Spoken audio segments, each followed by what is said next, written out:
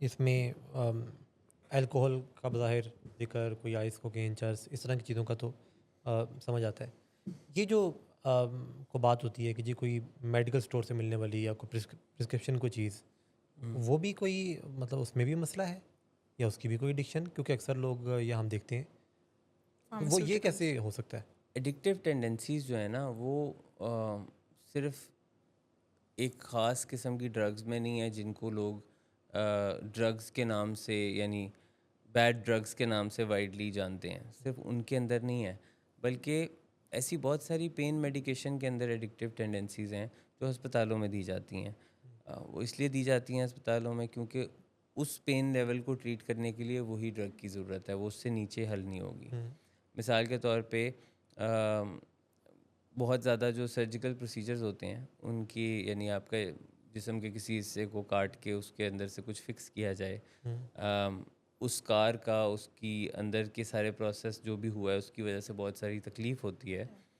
अ, उस pain management के लिए मॉर्फिन का इस्तेमाल किया जाता है। और मॉर्फिन जो है वो बहुत एडिक्टिव है। Opioid derivative. ठीक है, वो बहुत ही एडिक्टिव ओपियोइड है, तो लेकिन वो उसकी ज़रूरत वहाँ उस ख़ास जगह पे है। अनफॉर्चुनेटली हॉस्पिटल्स में इस बात पे कभी कभी गौर नहीं किया जाता कि यहाँ तो हमने इसको मॉर्फिन इंजेक्ट कर दी या उससे पेन मैनेजमेंट कर ली, लेकिन यहाँ से जाने के बाद कहीं ये इसका एडिक्ट तो नहीं हो जाएगा। हुँ, उसको टाइमली वीन ऑफ करना, टेपर ऑफ करने वाला काम नहीं करते। और चूँकि उससे बहुत ज़्यादा पेन रिलीफ भी होता है और एक फीलिंग ऑफ बीइंग हाई भी होता है। हुँ, और लोग अक्सर इससे वाकिफ़ होंगे जिन लोगों ने अपने किसी करीबी को किसी हॉस्पिटल में किसी सर्जरी का ट्रीटमेंट होते हुए देखा है, तो उसके बाद जब लोग होश में भी आते हैं तो वो कुछ हाई से नहीं होते हैं, या हुँ, वो ऐसी बातें कर रहे होते हैं जो कि वो नॉर्मली नहीं करते हैं, और वो आ, बिल्कुल जैसे किसी ने कोई ड्रग की होती है, हवाओं में। हवाओं में होते हैं। ड्रंकन। तो वो अब नाउ पीपल मस्ट रिलेट जी। विद दिस, जैसे मैंने मेंशन किया। सो इसका मतलब है कि वो बाकायदा ड्रग्स हैं। हुँ, ड्रग्स को डिफरेंट क्लासेस और डिफरेंट कैटेगरीज में डिवाइड किया जाता है। Class A, class B, class C, class D drugs, ये डिफरेंट क्लासेस हैं, डिफरेंट कैटेगरीज हैं।